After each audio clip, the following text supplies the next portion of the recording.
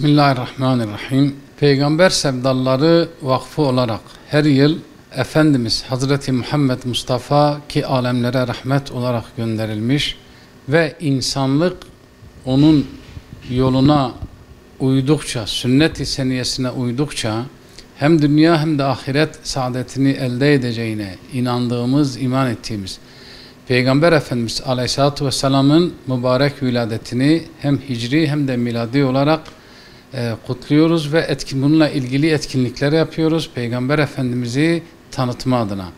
Bu yılda hicri olarak 3 Eylül Çarşamba günü saat 21'de Hazreti Süleyman Camii yerleşkesinde Mevlid-i Nebi etkinliği yapılacak.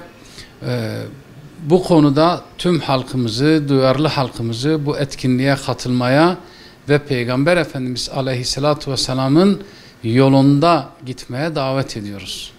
Aynı zamanda halkımızın da malumudur. Peygamber Sevdaları Vakfı olarak 21 Nisan'da da Peygamber Efendimiz Aleyhisselatü Vesselam'ın miladi viladetini coşkulu bir şekilde de kutluyoruz.